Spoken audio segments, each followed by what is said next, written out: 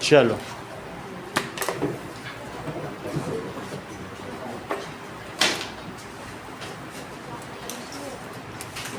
चला लो।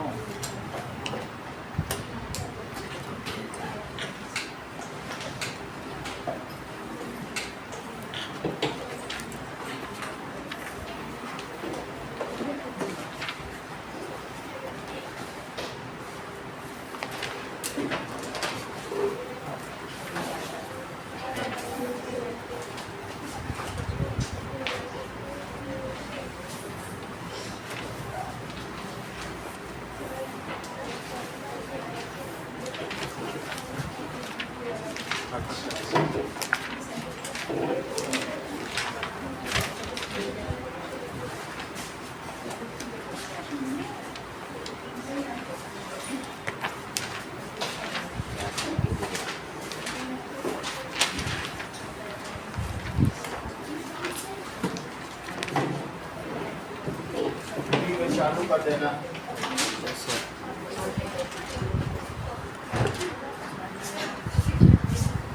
Now question number 1, इसको note करते जाइए, इंपॉर्टेंट क्वेश्चन है। In the joining figure it is given that 1 is equals to 4।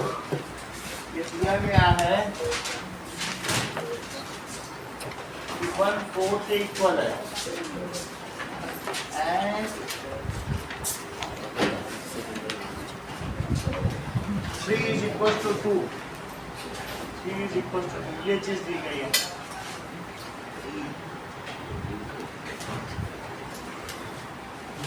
तो आपको प्रूव करना है कि 2 is equals to 4 and 1 is equals to 3। Given 1 is equals to 4 and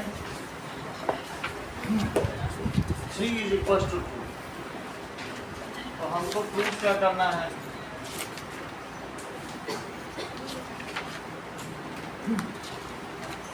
2 is equals to 4 and 1 is equals to 2। चलिए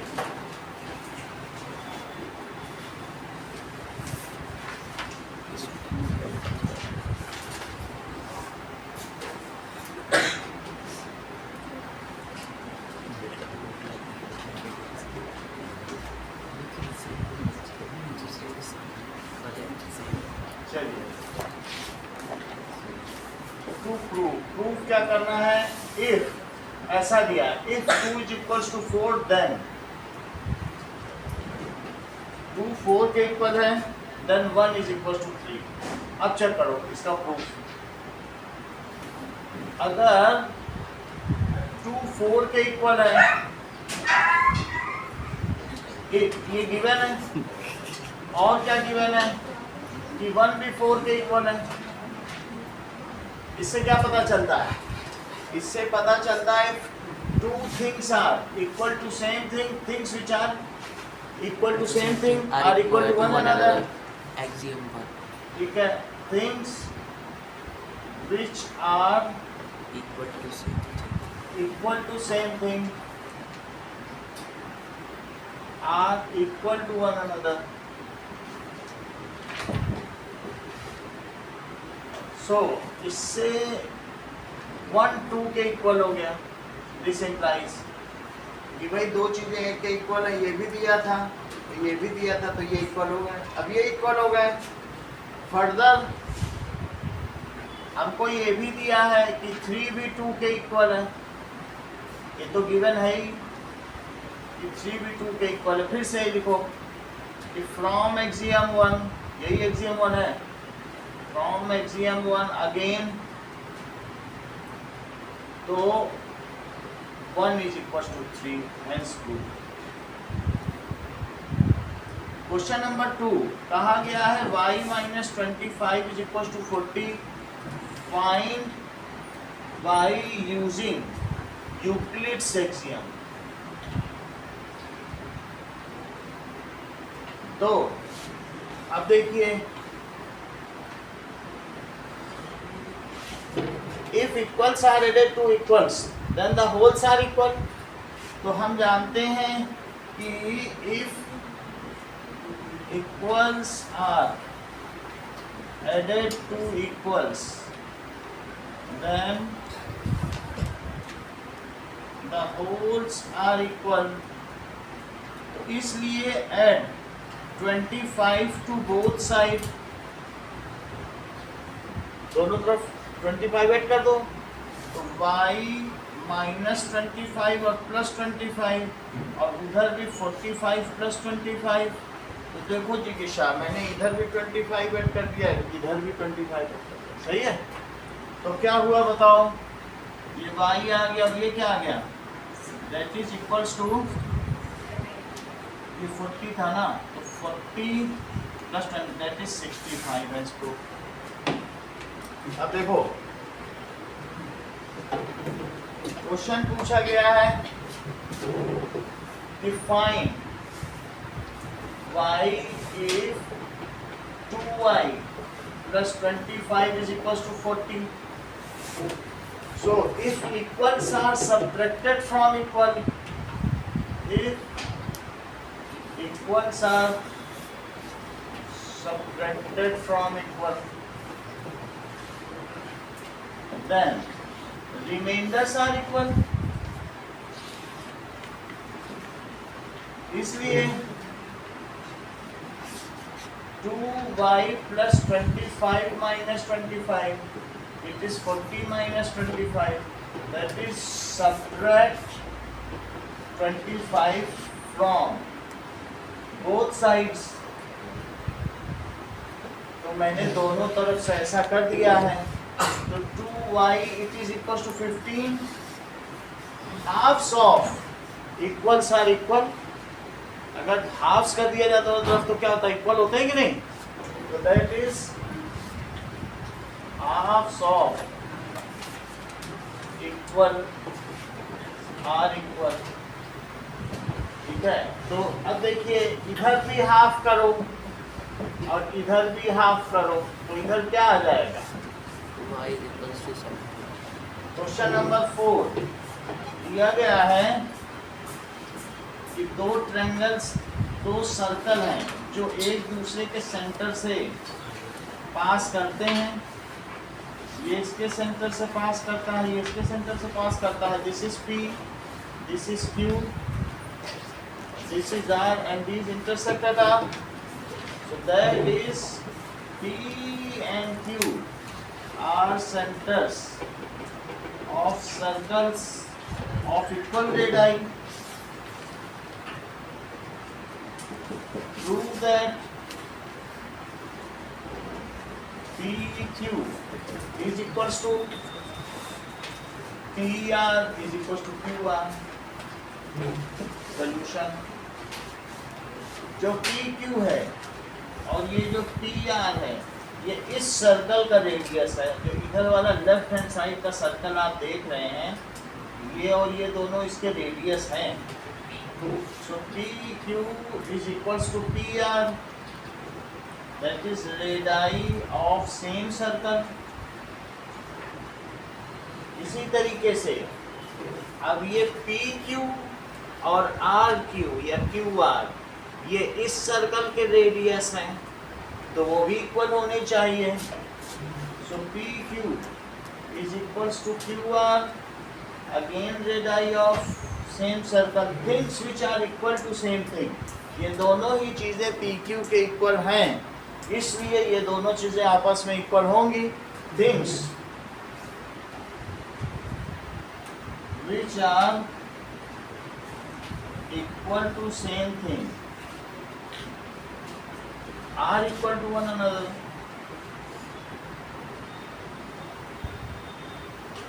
इस वजह से ये एक्सियम नंबर 1 है। तो PR it is equal to QR, और फर्दर ये PQ के तो इक्वल थे ही, तो इसलिए PR is equal to QR is equal to PQ।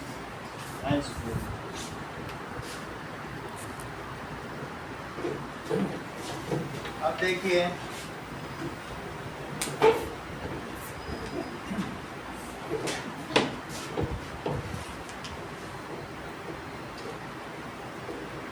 Question दिया गया है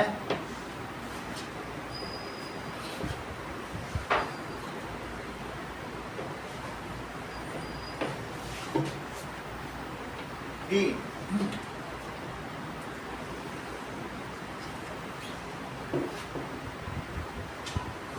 AB is equals to BC. This is M. This is M.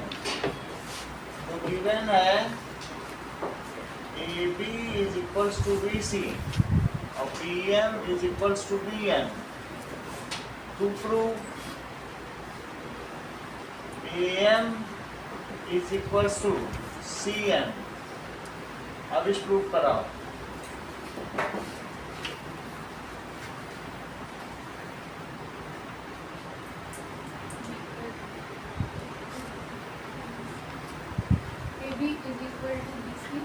AB is equals to BC given.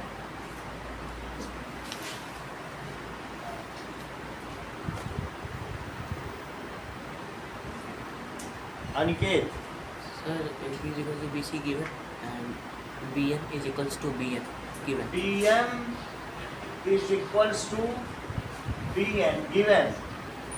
Sir, by axiom 3 things with equals are subtracted from equals, then the wholes are, then the remainders are equal. सही है. So इनको इन्होंने subtract कर दिया. That is AB minus BM. That is BC minus BN. If equals are subtracted from equal, then remainders are equal. आगे बताइए. So AB में से इन्होंने BM हटा दिया. हाँ.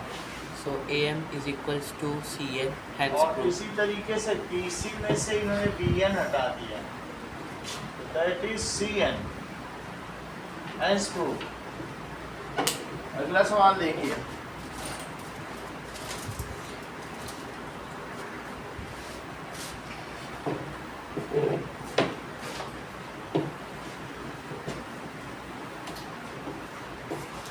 Now,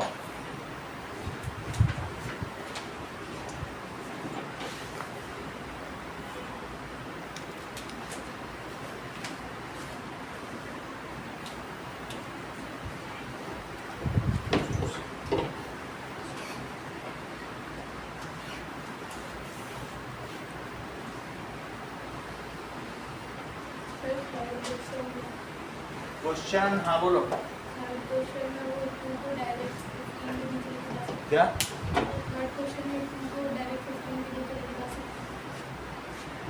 कर सकते हो. टीचर बहुत अच्छा हुआ तो सही कर देगा, नहीं तो दोनों बाई टू हाफ करके करना है. दो यूक्लिड की थ्योरम लगे तो लगाओ. ऐसा गड़बड़ हो जाएगी क्योंकि दो हैं तो लगाओ दो. इसकी तो बना के रखी ना. हाफ्स ऑफ इक्वल्स और इक्वल होते हैं कि नहीं, तो वो लगा देना. अब अगला देखो. By axiom 4 of Euclid, axiom 5 of Euclid is considered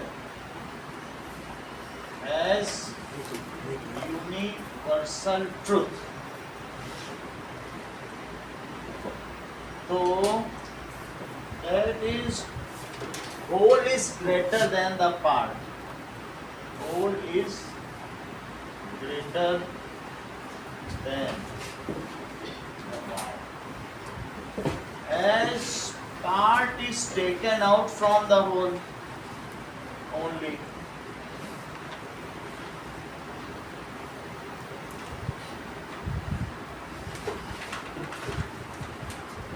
So this axiom holds good. ये axiom सिर्फ मैथ्स के लिए नहीं होल्ड कर रहा है. तुम खरबूजे में से उसका एक हिस्सा निकाल लो तो भी हिस्सा छोटा ही होगा, पूरा खरबूजा तो बड़ा ही होगा. So this axiom holds good. किसके किसके लिए होल्ड गुड करता है? ठीक है. For all spheres of life. All spheres का क्या मतलब है? चाहे तो आप इसको जियोलॉजी में, बॉटनी में या रोजमर्रा की जिंदगी में भी ले लो. It is always good. Okay? Now,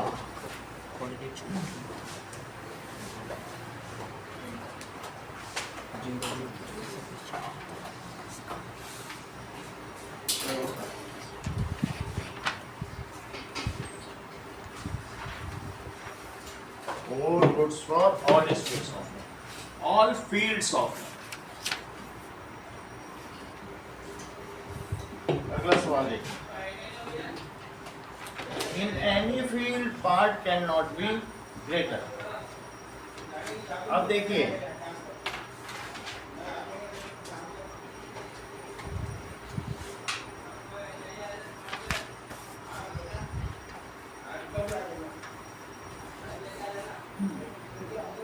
it is given fx plus y is equals to 10 and x plus y plus z,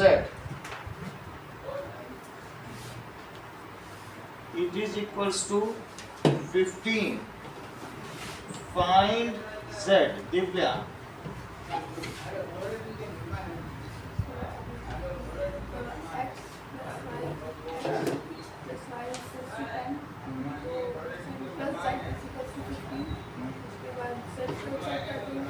Z को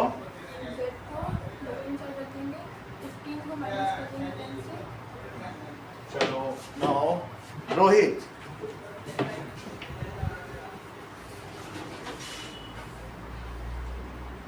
कोई बात नहीं, ये बताएंगे दिग्विजय, ये कल बहुत अच्छा बताया. आशीष. नवदीप. प्रियांशु बताओ. हाँ करेक्ट. हाँ बोलो Priyanshu. x plus y equals to 10. Prabhat. x plus y is equals to 10 इसको इक्वेशन में डाल देंगे. फिर x plus y plus z is equals to 15 और x plus y की वैल्यू प्लेस करना है. x plus y की वैल्यू 10 रख देंगे. जिकिशा. x plus y 10 रखिए, 10 plus z equal to 15 अब x plus y plus z क्या है? 15 और x plus y क्या है? It is 10. If equals are subtracted from equal, अगर दोनों इक्वल्स को इक्वल से सब्ट्रैक्ट कर दिया जाए तो रिमाइंडर्स क्या होते हैं? इक्वल होते हैं. तो अगर इसको सब्ट्रैक्ट किया जाएगा तो ये दोनों ही निगेटिव हो जाएंगे. तो प्लस माइनस से कटा, ये इससे कटा, तो बचा क्या? z. और उधर बोलो सब्ट्रैक्ट करने के बाद क्या बचा? 15 माइनस 10. सो z की वैल्यू क्या हो गई बताइए? That is equals to 5. यहाँ लिखो if equals are subtracted from equal, then remainders are equal. तो z की वैल्यू इस तरीके से 5 आ जाएगी. एक बार देखिए. Now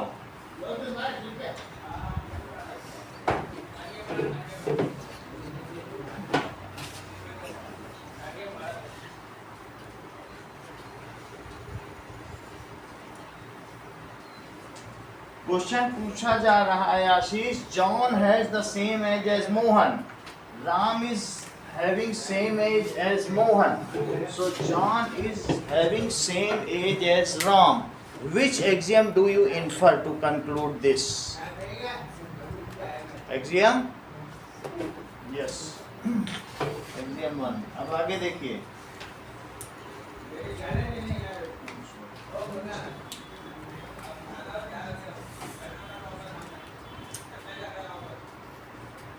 Now, कुछ MCQ देखो.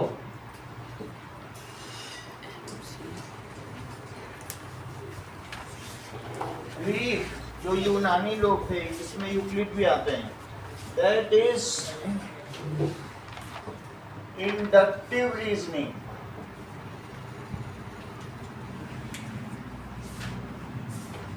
Deductive reasoning.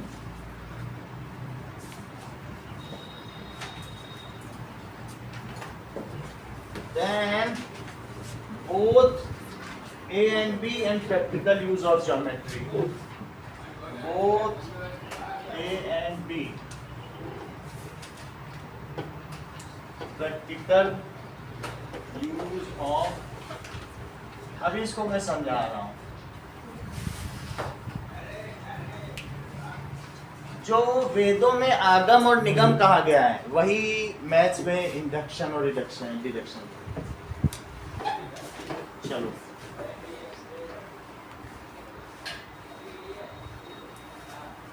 now which of the following needs a proof?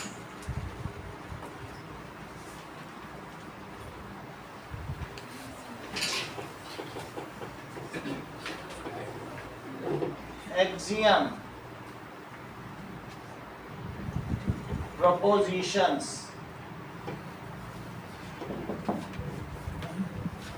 that is definition, postulate,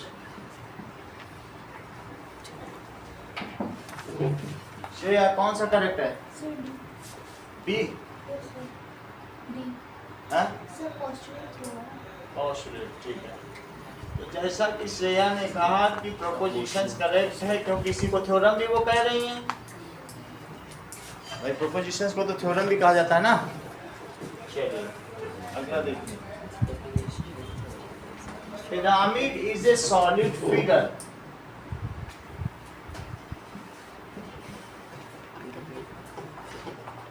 क्योंकि पोस्टुलेट तो सही और गलत भी हो सकता है, तो क्या पता वो प्रूफ ना हो पाए, लेकिन थ्योरम तो हमेशा प्रूफ होगी और वो एक्सियम या दूसरी थ्योरम की मदद से होगी। सो बेस ऑफ पिरामिड क्या हो सकता है पूछा जा रहा है कि क्या बेस ऑफ पिरामिड एक ट्रायंगल हो सकता है कि ऐसे भी हो सकता है, वो पूछ रहा है, या सर्कल हो सकता है, ऐसे पूछ रहा है।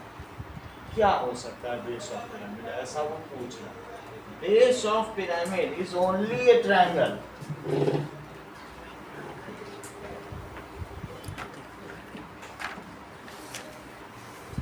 A square, a circle, or any polygon. तृप्ति क्या आंसर हो सकता है? अभी बताते हैं। Now, in figure C is the midpoint of AB, while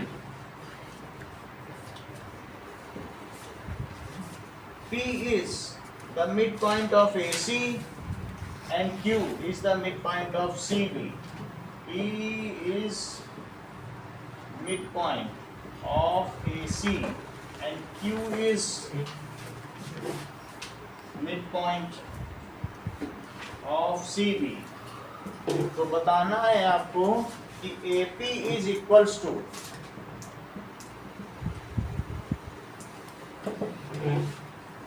now AP is equals to CB, AB by 3, AB by 4, AB by 2. आशीष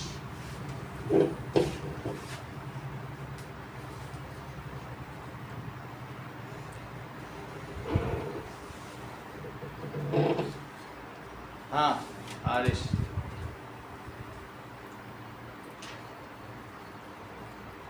साची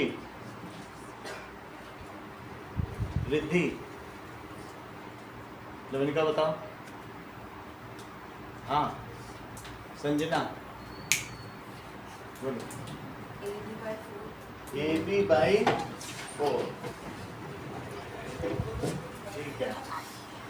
आधे का आधा तो कितना हुआ? 1/4 हुआ कि नहीं? ना चलिए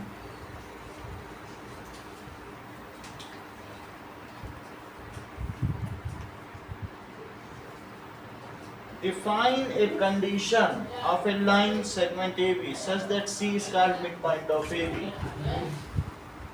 Define a condition of line AB such that C is midpoint of AB.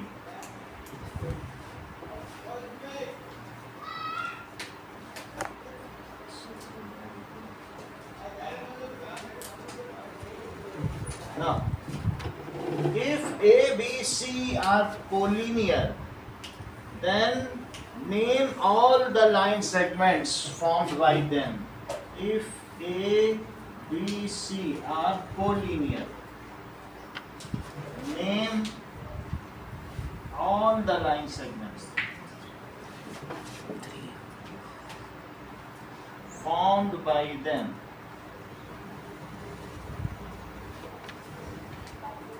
Okay. Question is given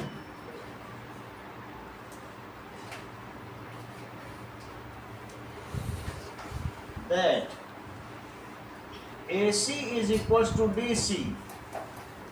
AC is equals to DC and CB is equals to CE. CB is equals to CE. ये given है. तो given है AC is equals to DC and CB is equals to CE. तो proof करना है AB is equals to DE. Then prove that AB is equals to DE. Shreya proof करो.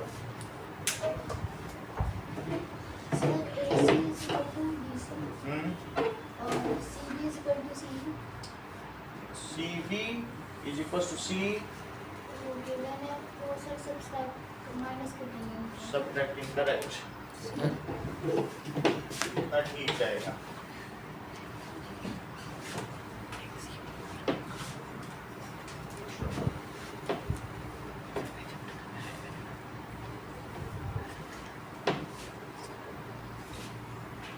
तो बता ही दो. बताओगी? आसान है, सबसे आसान क्वेश्चन. दीपिका,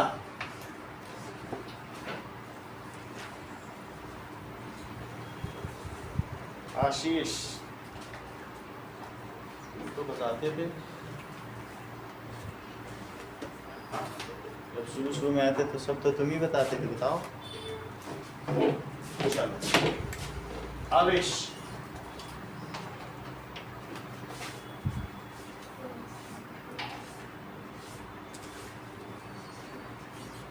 प्रभात बताओ. AC is equals to DC given CB is equals to CE given.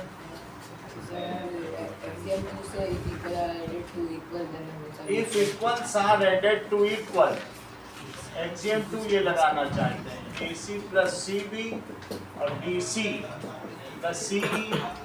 So if equals are added to equals, then all are equal. तो AC plus CB क्या हो गया? AB. और DC plus CE क्या हो गया? DE. Hence proof.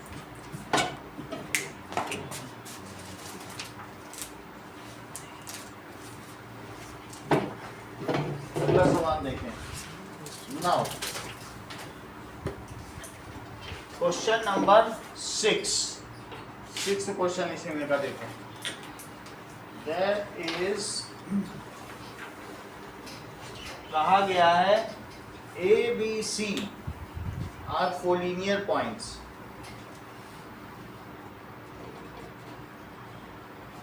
ठीक है, तो इनके सभी पॉइंट्स के नाम बताओ. अगर ये एक लाइन में लाई कर रहे हैं, ए कहीं भी हो सकता है, मुझे पता नहीं. ए बी सी ऐसे लिखा है, आप ए बी सी ऐसे ही लिखो. All formed by line, so that is all lines या all line segments from R, A B हो सकता है, BC. ए सी भी हो सकता है, B C, A B, A C and B C. Fifth question देखो, define a condition that C is mid point. ठीक है, नाउ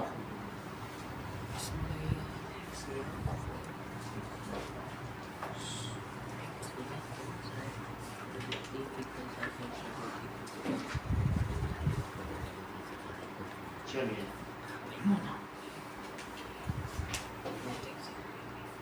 देखिए सी मिड पॉइंट कब हो सकता है कि ए बी सी।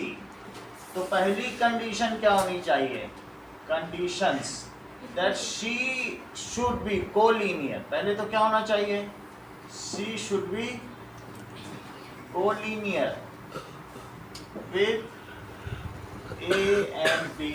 और दूसरी कंडीशन क्या होनी चाहिए, that is A C is equals to CB, that C is equidistant from A and B। यही दो कंडीशन है। कोलिनियर भी होना चाहिए, यहाँ होगा तो मिड पॉइंट नहीं हो सकता। इक्विडिस्टेंस कोलिनियर हो, ये ना हो तो भी नहीं हो सकता। अगला सवाल देखिए, 4 कहा गया है कि ए सी मिड पॉइंट है। अगर सी मिड पॉइंट है तो A C is equals to half A B. ऐसा क्यों है, क्योंकि C is mid point of A B.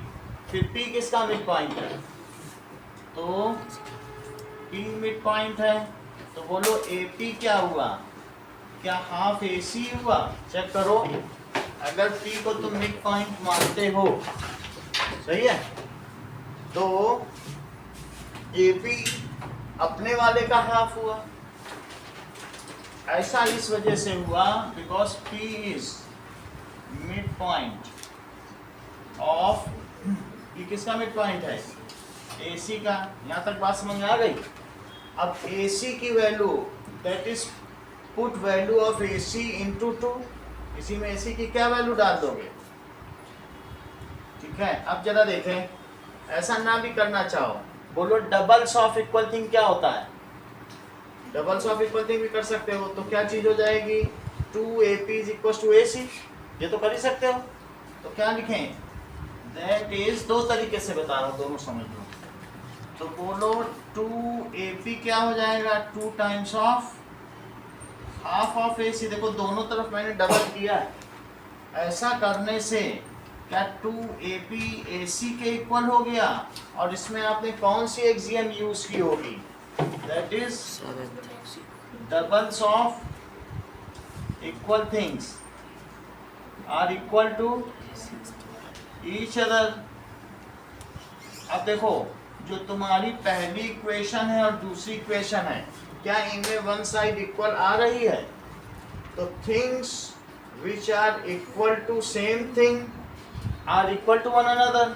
तो क्या होगा, तो यहाँ से AC पहली वाली इक्वेशन से हाफ AB आया है, और दूसरी वाली इक्वेशन से 2AP आया है, तो इसलिए 2AP किसके इक्वल हो गया। So that is things which are equal to same things. इसका एक सरल मेथड भी वही बताऊंगा, which are equal to same things are equal to each other या वन अनदर, वन अनदर। तो क्या हो जाएगा, दैट इज 2AP किसके इक्वल हो गया, हाफ AB। अब दोनों तरफ हाफ कर दो, दोनों तरफ हाफ करोगे तो क्या AP 1/4 AB हो जाएगा, हाफ्स ऑफ इक्वल थिंग्स। तो क्या हो जाएगा, इसके बाद क्या करिए, taking halves on both side, तो बाई 2, और इसका भी हाफ करो, तो क्या हो जाएगा। इससे क्या इंप्लाई होता है, AP is equal to 1/4 AB। इतना ना करना चाहो तो तुम्हें एक और सुविधा है, यहीं पर AC की वैल्यू पुट कर दो, आंसर तुम्हारे हाथ में।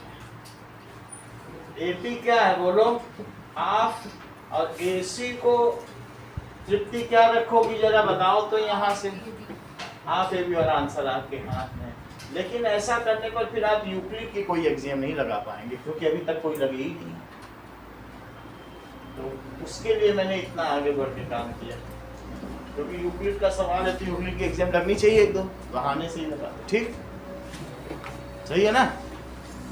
अगला देखो, क्वेश्चन नंबर 3। क्वेश्चन नंबर 3 में पूछा गया है जो पिरामिड्स होते हैं उनका बेस कैसा होता है। तो किसी ने भी स्क्वायर बोल दिया है। 21 क्वेश्चन ठीक है। जैसे कि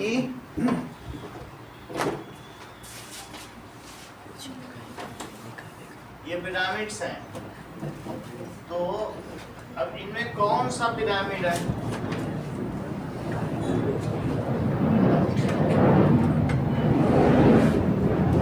इन सभी में किसे आप पिरामिड, ये सभी हैं, तो कौन सा पिरामिड कहलाएगा? क्या स्क्वायर वाला, ये वाला, कि पॉलीगोनल, की ट्रायंगुलर?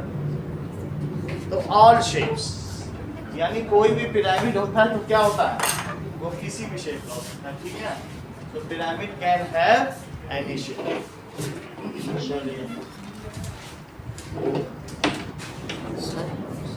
लेकिन वो ग्रीन वाला तो कोन है ना? क्या ग्रीन वाला कोन है ये ना? हाँ, तो कोन इज ए पिरामिड। कोन भी होता है। Cone is also a pyramid, polygonal, it has infinite sides. ठीक है, अब जरा देखो आगे की बात बता दें आपको।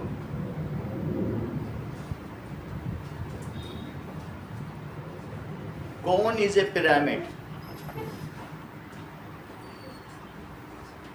कह रहा नहीं है पिरामिड, कोन को मत मानो, पॉलीगोनल तक मानो, इसे मत मानो। तो नेट बता रहा है कोन इज, लेकिन और सारे शेप्स क्या कहलाए जाएंगे? तो आपका इसमें वैसे तो दे ही नहीं रहा है। ठीक है,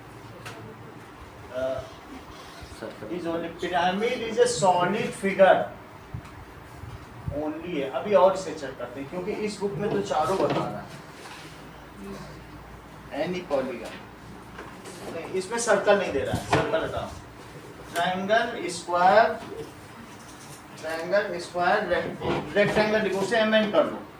इससे ये कंफर्म हो जा रहा है कि जो कोन है जिसका सर्कुलर बेस है उसे क्या ना माना जाए, उसको स्पेशल से, इसे पिरामिड ना माना जाए, और बाकी सभी को पिरामिड। तो आपका क्या क्या हो जाएगा?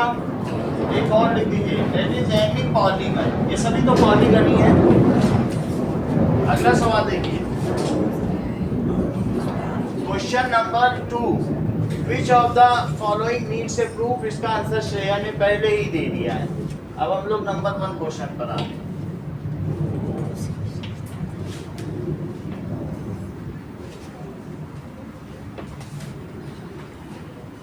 चलिए,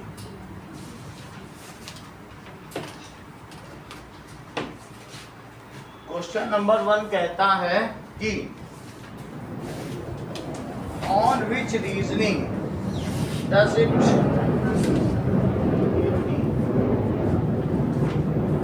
चल एक होता है, पहले ये समझो क्वेश्चन नंबर 1, इंडक्टिव रीजनिंग क्या होती है? इंडक्टिव रीजनिंग का मतलब है कि इसको हम लोगों हिंदी में कहते हैं आगम गणितीय सूत्र, आगम गणितीय सूत्र या विधि। इसमें क्या है, जैसे ये समझो कि मान लीजिए कि कोई चीज इसमें इंड्यूस करते हैं। जैसे ये देखो, हम कह दें कि all even numbers are divisible by 2।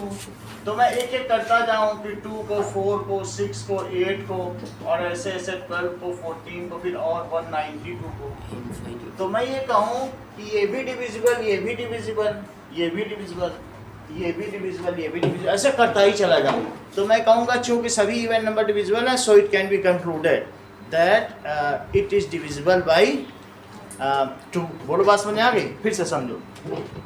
जो इंडक्टिव मेथड होता है इसको आप क्लास 12th में समझोगे, लेकिन थोड़ा सा मैं हिंट दे दूँ। हिंट इस तरीके से है, मान लो जैसे ये सिनेमा घर की खिड़की में ये लोग लाइन लगाकर खड़े हैं, किसके लिए? टिकट के लिए, और सभी के हाथ में नोट हैं,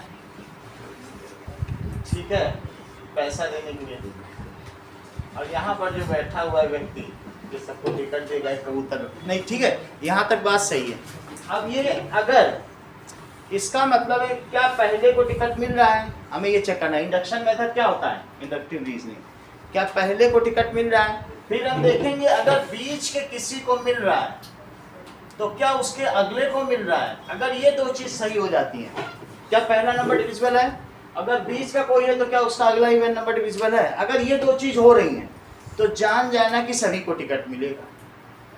मान लीजिए बहुत सारी साइकिल सिनेमा घर के सामने खड़ी हुई है, तो देखो क्या पहली साइकिल गिर रही है, और अगर बीच की कोई गिर रही तो उसके सहारे से क्या बाद वाली भी गिर रही है। एक गिरती तो सारी गिरती ना, ये दो चीज हो जाए तो कहते हैं आप सब गिरेंगे। तो इसका मेथड तुम्हें समझ में आया? क्या एक के लिए हो रहा है, बीच के किसी के लिए हो रहा है, तो क्या उसके अगले के लिए हो रहा है। इसका पूरा प्रॉपर एक चैप्टर ही है क्लास 12, सही है। तो तुम क्या मान लोगी? फिर सबके लिए होगा। ये इसको क्या कहते हैं? Inductive reasoning. हम ये देखते जाते हैं सक्सेसिव, एक के लिए हो रहा है, दो के लिए हो रहा है, तीन के लिए, तो उसको आगम है। और डिडक्शन मेथड देखो, डिडक्शन मेथड में क्या होता है, यही यूक्लिड ने यूज किया। तो डिडक्टिव मेथड क्या है? अगर मैं कहूं कि दिल्ली में हमें प्रूफ करना है कि जनक सिनेमा जनकपुरी में है। क्या प्रूफ करना है? कि जनक सिनेमा है वहां, वास्तव में जनकपुरी में। तो यहाँ पर है जनक सिनेमा, तो पहले हम कहेंगे जनक सिनेमा चांदनी चौक में नहीं है, सरोजनी नगर में नहीं है, पालम में नहीं है। तो अब सब जगह निकालते जाएंगे, इसके लिए नहीं, इसके लिए नहीं, तो जो बचा अब जनकपुरी बचा, तो जनक, चूंकि वो दिल्ली में है और कहीं है नहीं, तो जनक सिनेमा कहाँ होगा? डिडक्शन का मतलब है कि निगम मेथड। क्या कहते हैं? निगम मेथड, गणितीय सूत्र। तो ऐसे हम लोग पढ़ते भी नहीं है कि वेदों ने आगम निगम बखाना है कि भगवान यहाँ नहीं है, यहाँ नहीं है। तो कहते हैं तत्व, एक है कि अहम ब्रह्मास्मि, मैं ही ब्रह्म हूँ, यहाँ नहीं, यहाँ नहीं, यहाँ नहीं। एक है कि तत्त्वमसि, तो ये भी तुम हो, वो भी तुम हो, वो भी तुम हो। तो भगवान सर्वव्यापी, दो तरीके से ईश्वर की साधना है। एक है कि हर जगह तुम ही तुम व्याप्त हो, तो भी ईश्वर सब जगह हो जाएगा। और यहाँ नहीं, यहाँ नहीं, इसमें तो क्या ये परिवर्तनशील है, this is perishable, this is ephemerable, यहाँ नहीं, यहाँ नहीं, तो कहीं नहीं, तो अंत में मेरे दोनों चीजें वहीं पहुंचाती हैं, ठीक है। तो उससे अणु रणीयान महतो महियान, तुम छोटे से छोटे भी हो, अणु से भी छोटे, और महतो महियान, महतो वही है, महियान, समझ आ गई? बड़े से भी बड़े और छोटे से, तो दोनों मेथड वहीं पहुंचाए। तो मेथड क्या हुआ बताइए? That is Euclid use deductive method. Deductive समझ में आ गया? जो गलत है उसे फालतू चीजों को घटा के वो कंक्लूजन पे पहुंचते। तो आंसर क्या होगा बताओ? Deductive reasoning. आगे की क्लास में अब तुम्हें तर्क शक्ति अभी भी पढ़ाया जाता होगा, 9th से शुरू हो गया, वरना आगे चल के यही तर्क शक्ति ही बताया जाएगा। सो यूक्लिड ने कौन सी रीजनिंग यूज की? डिडक्टिव। तो इसका आंसर सेकंड हो गया। आगे देखिए। नाउ कुछ सवाल अब हम लाइंस एंड एंगल्स के करें।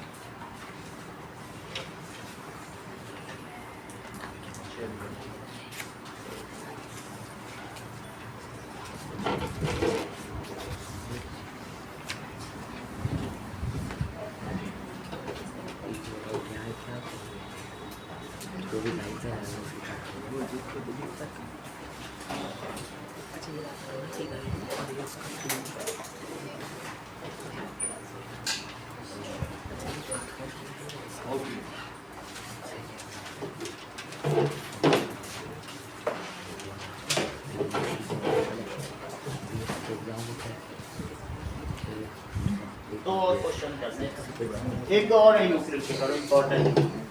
Now question is, it is given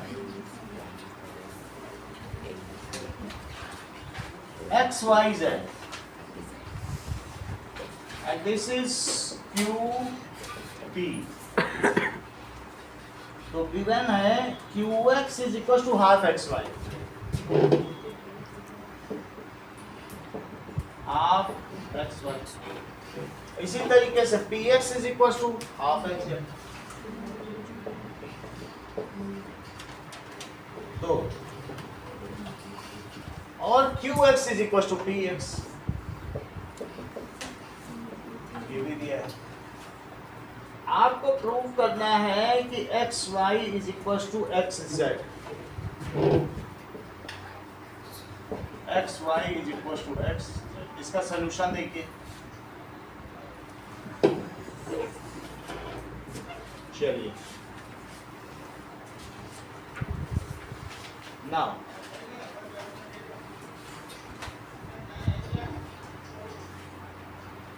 now you have to prove that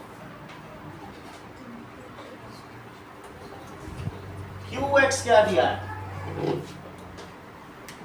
is equals to px, और qx की जगह क्या रख सकते हो बताओ, हाफ एक्स वाई है ना, इसकी जगह क्या पुट कर सकते हो, हाफ एक्स वाई, और px की जगह क्या पुट कर सकते हो, half x Z.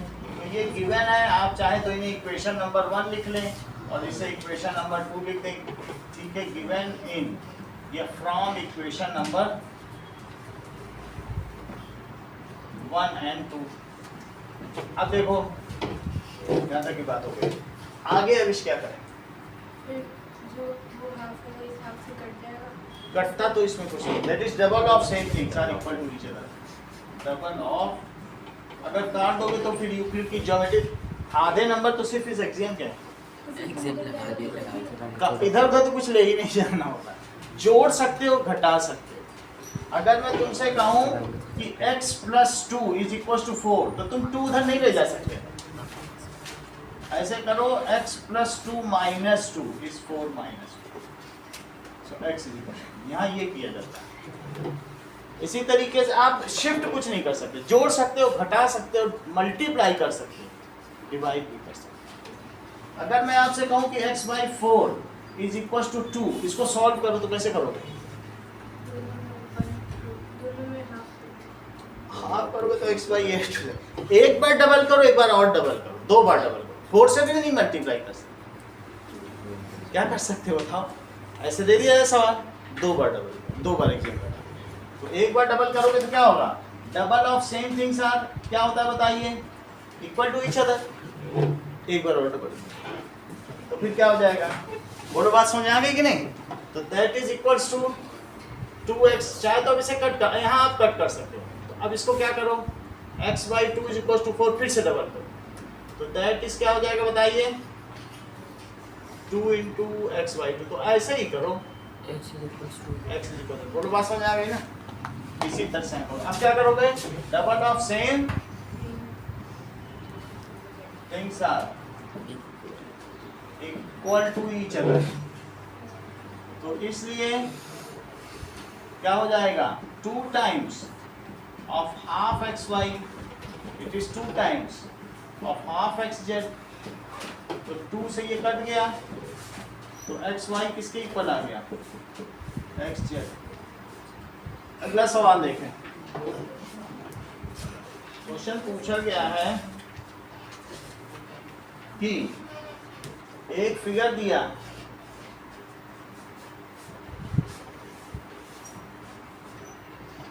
that is A B C D 1 2, that is 4 3, ऐसा दिया। In this diagram, ABC is ACB and 3 is equals to 4. Given है ABC is ACB, angle 3 is equals to angle 4. To prove करना है, that is BD is equals to DC is equals to DC. Prove कराओ आरिश.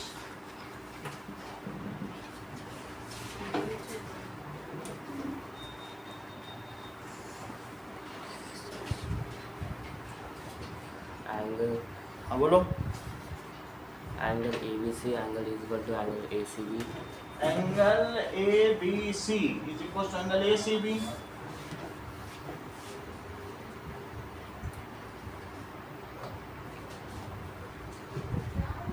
बोलो. Deepika, जिगिशा, Sir,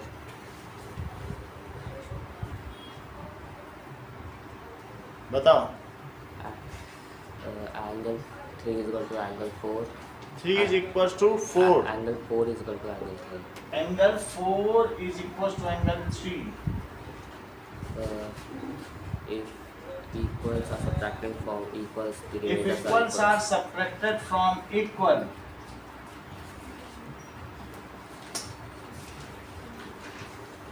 if equals are subtracted from equal,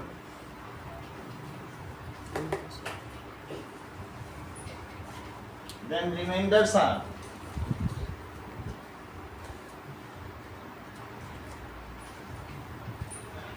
Shreya. यहाँ से क्या आएगा? BD. आप बोलो. angle 1 is equal to angle 2. Angle 1 is equals to angle 2. आगे बोलो. So BD is equal to DC. तो 1 और 2 इक्वल कर दिया. तो BD. अब आगे आपको ध्यान से बोलना है क्योंकि फिर वो प्राइस वाली चीज आ जाएगी. अनुष्का. BD हाँ, क्योंकि 1 के सामने वाली साइड नहीं बोल रहे, ये 1 की तरफ ही वाली बोल दे रहे हैं. side opposite to That is CD is equals to side. BD. That is sides opposite to. इसीलिए श्रेया ने कहा था कि सर सही बुलवाओ. Sides opposite to equal. That is theorem 7.3. अगला देखा. क्या? अपोजिट 1 के पीछे 1 के अपोजिट क्या साइड क्या है? CD. और 2 के अपोजिट सी के तो अपोजिट लिखो. अपोजिट लिखोगे तभी तो लिखोगे साइड से.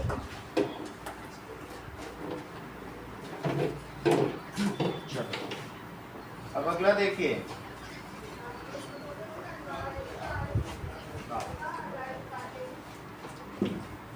एक और इसमें का इम्पोर्टेंट क्वेश्चन है, फिर आगे बढ़ेंगे.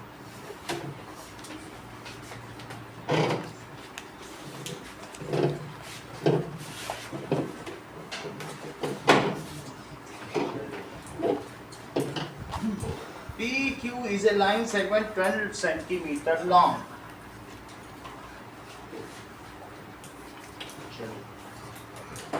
ना अगला क्वेश्चन देखिए. PQ एक लाइन सेगमेंट है जो कि कितना है? तो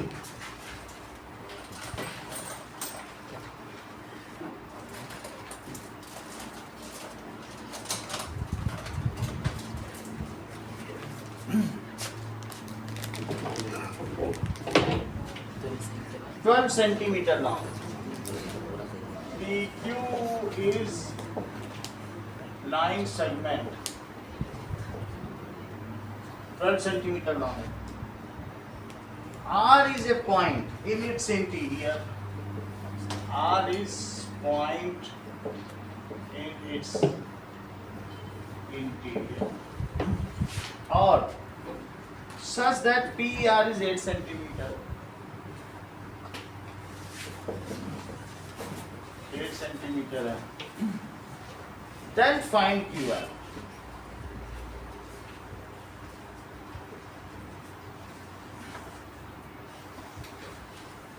PQ square minus PR square and और भी चीजें पता करनी है. PQ square minus PR square और साथ में PR square plus QR square plus 2 PR QR. Anushka बताओ.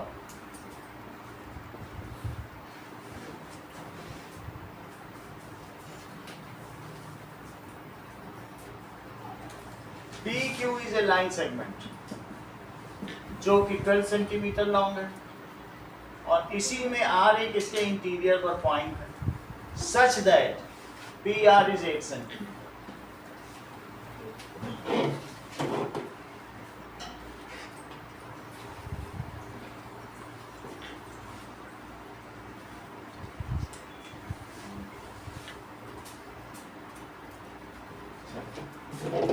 दैट इज ऐसे लिखो कि पी क्यू कितना है बताओ 12 centimetre P R 8 centimetre if equals are subtracted from equals then the remainders are और ये दोनों चीजें क्या गिवन है और ये भी क्या है तो बताइए कि P Q minus P R it is 12 minus 8 तो पी क्यू में से अगर मैं पी आर हटा दूं तो क्या बचेगा तो Q R is equal to 4 centimetre.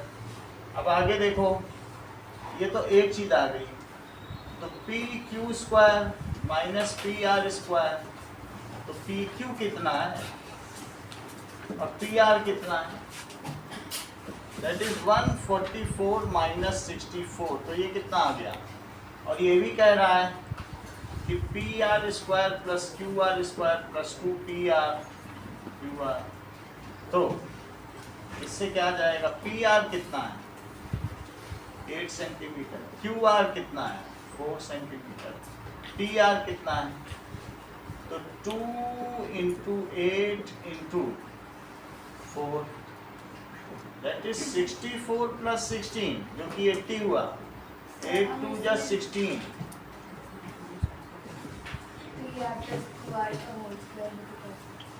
P R plus Q R का whole square x plus y का whole square. दैट इज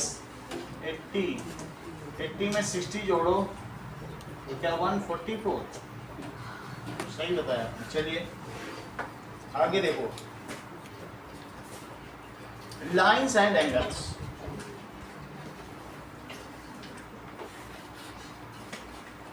अब इसमें कुछ भी आ जाए यूक्लिड का आप कल कर लो इतना मैंने बता दिया। अब देखो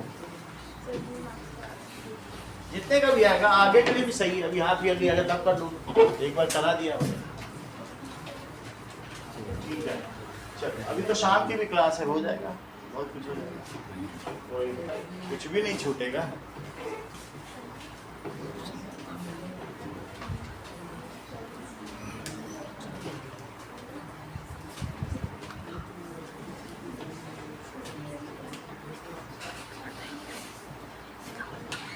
एक्चुअली क्या है ना बीच बीच में नए बच्चे आ जाते हैं तो मुझे वही बार बार करना पड़ा अगर वही बच्चे रहें शुरू से तो इतना आगे ले जाए आपको कि सारे सवाल हर बुक के करा दें फिर मुझे फिर से ABCD करानी पड़ती है। नई वीडियो लगा दो। नई वीडियो नहीं इसमें तो सब रिवीजन है। चलो अगला सवाल देखिए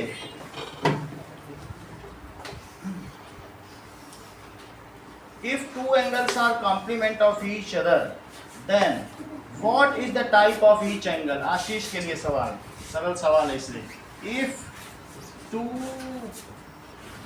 angles are complement of each other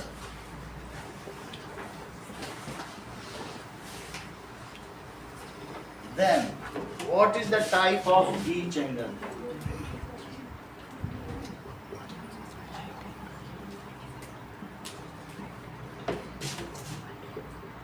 बोलो आशीष। हाँ दो एंगल अगर एक दूसरे के कॉम्प्लीमेंट हैं प्रभात एक्यूट एंगल ठीक है तो इसमें हर एक एक्यूट एंगल हो जाएगा।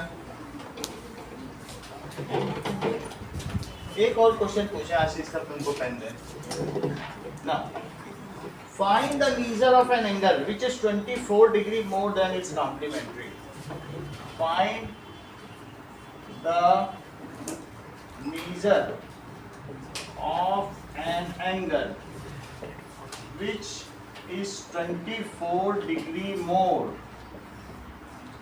than its complementary इसको सॉल्व भी कराओ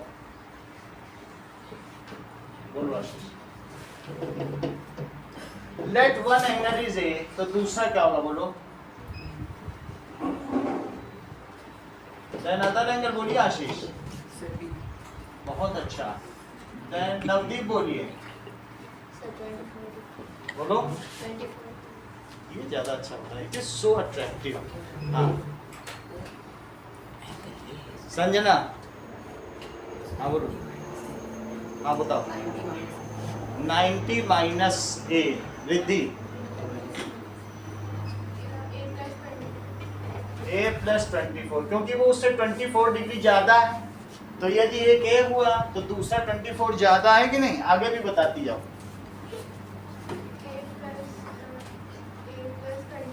यानी ए प्लस ए प्लस 24 90 डिग्री, आगे बताओ। 2a, अब ये यहाँ यूक्लिड नहीं है, यहाँ इधर उधर ले जाओ, सही है। तो 2a कितना हो गया बोलो। 66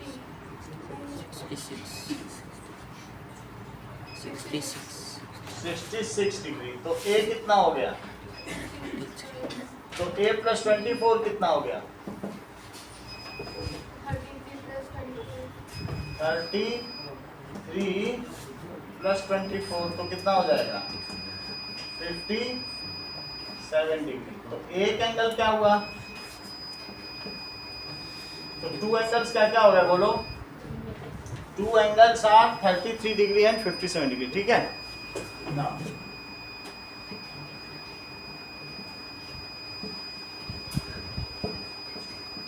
इतनी बात तुमको समझ में आ गई, आगे का देखो।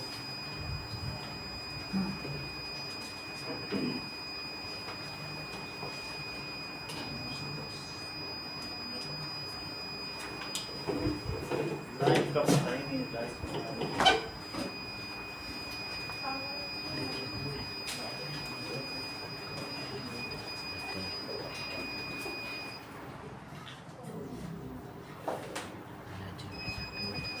अब आपको 4:30 बजे आना पड़ेगा, क्योंकि गर्मी में नहीं पढ़ाएंगे। 4:30 से 6 तक फिर से पढ़ लेंगे, क्यों गर्मी में। सही है, लाइट जॉब हो जाएगा, मेरे काम 4:30